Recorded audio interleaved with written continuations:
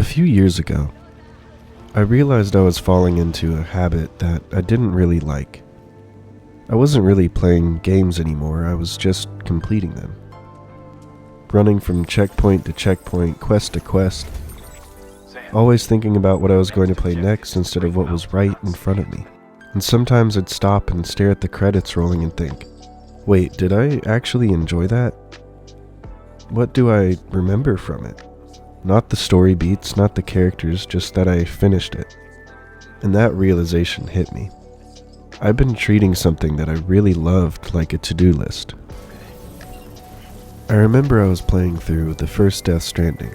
I had recently picked up the second one, so I wanted to get through this one pretty quick. I was just going from point A to B, making deliveries here, deliveries there, and I realized this is probably the worst game to do that with. I was missing all of the little artistic details that Kojima put into this game.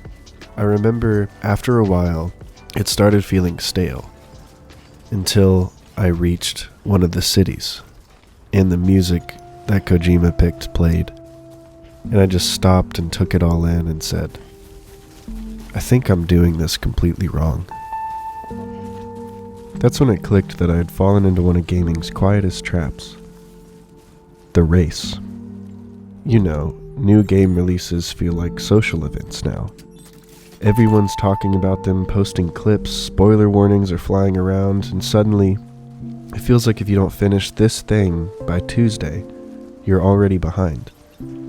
There's this subtle pressure that creeps in. You see your friends talking about the ending. You open YouTube and every thumbnail is shouting about the truth about Act 3 or that ending explained, and you start thinking, man, I need to catch up. That fear of missing out is powerful. It's one of the sneakiest side effects of modern gaming culture. Because here's the thing. The games themselves aren't asking us to hurry. Unless, of course, we're talking about live service games, which are filled with the usual traps of FOMO and dailies just to keep you hooked and coming back, but that's a whole different can of worms, and I find it very disingenuous, so I tend to steer clear from those types of games. But anyways, we've somehow turned gaming into a race to the finish line, but nobody really wins that, except of course the marketing team. Now let's talk about why this race exists. It all comes down to it being a content cycle. The giant invisible machine that feeds off of newness, trends, and algorithms. When a big release drops, the internet becomes a feeding frenzy. Every creator scrambles to be the first to post their review, their analysis, their ending reaction, because the early bird gets all the clicks. And the rest of us, even if we're not creators, get swept up in it too. We start thinking new means relevant and old means forgotten. But that's not genuine, that's marketing. It's an ecosystem designed to keep us both buying, paying, scrolling, and spending. Not reflecting, not savoring, and not even enjoying. And it's exhausting, because it turns something that should be deeply personal, this art form we love, into a marketing competition. You don't see people sprinting through books just to find the next one before their friends. But in gaming, it's like we're in an art museum, sprinting past all the famous paintings because someone online told you the next room, that one's better. And the irony is, this constant rush to stay caught up is the very thing pulling us farther away from why we started playing in the first place. When we play like this, just trying to get to the end, we lose something. All those little details that make the world feel alive or a moment feel meaningful, the quiet breaths between the big story beats. Like sitting at the campfire in Red Dead 2 just to listen to the crackle and the wind and the grass and the conversations that everyone has at the camp. Wandering through Skyrim, reading a random book you found on a dusty shelf. Watching the sunrise in The Witcher 3 while riding through the fog while thinking, man, this is it. Those moments aren't distractions, they are the heartbeats of the experience. They're the parts you'll remember 10 years from now. But when we rush, we flatten everything into a checklist. Main quest done, side quest done, DLC done. And we walk away from these worlds with empty hands, wondering why it doesn't feel as magical as it used to. And that's when I started to shift how I approached games. I started to play slowly. Now, what do I mean by that? How do you actually play slowly? Because it's easy to say take your time, but it's a whole other thing to actually practice it. Especially when every game these days feels like it's designed to keep you sprinting towards the next objective marker. For me, slowing down started with some simple habits, like walking more. Seriously, just walking. Not sprinting, not fast traveling across the map every 5 minutes, but just moving through the world. There's something about the rhythm of walking in a game that can change your mindset.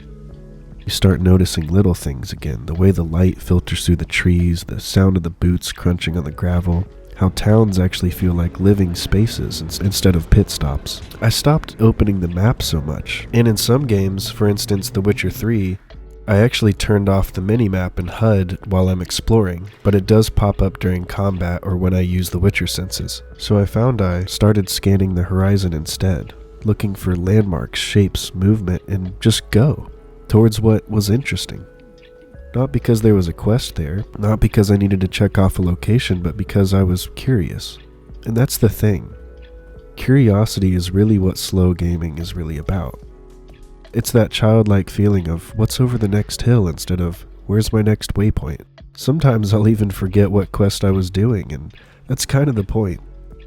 When you stop worrying about progress, you start creating your own little stories.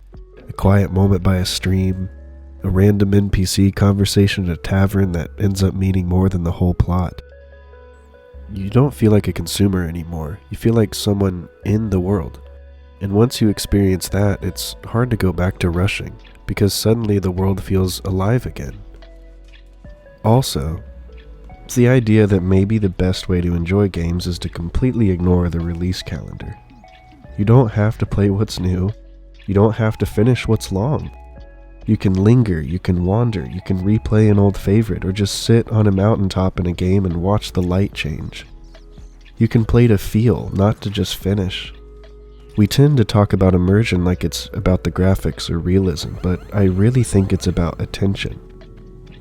If we slow down, if we notice, if we let a world breathe, that's when games start to feel real. So how do we break out of this loop of hype, FOMO, and fast consumption? Well, we start small. Just let yourself fall behind a little bit. Play something you missed a few years ago. Play something twice. You don't owe the algorithm your time, and you don't owe gaming culture your attention span. It's your hobby. When we stop chasing what's next, we start appreciating what's here. And suddenly you start remembering again the way a soundtrack made you feel, the weird NPC you grew attached to, all the tiny, beautiful things that makes games more than just entertainment. When I stopped racing, I started remembering. Moments came back, the wonder, the peace, the meaning, the same things that originally made me fall in love with gaming. So if you're feeling burnt out, or uninspired, or like gaming isn't hitting the same lately, maybe it's not the games, it's the pace.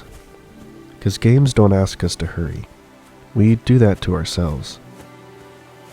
Maybe the best way to appreciate them, and life really, is to slow down, look around, and notice what's already here. Take your time. Let the world breathe a bit. I promise you're not late to anything. Thank you guys so much for watching another video. And once again, I'm sorry if I sound a little off this video. I am dealing with another cold. This fall has been totally kicking my butt, but I really wanted to get this one out for you guys because I've had this thought brewing for the past couple of weeks. And I really wanted to share some of my insights in playing slowly, how that kind of helped me feel more grounded in gaming again. But if you guys like this video, leave a like. It really helps the channel. And if you enjoyed this content and would like to see more, consider subscribing. I'll have new videos out every week. And let me know in the comments if you guys have ever felt the same, and if there was a certain game that stuck out to you that made you kind of change up how you play. But anyway, I hope you guys have a wonderful rest of your day, and happy adventuring.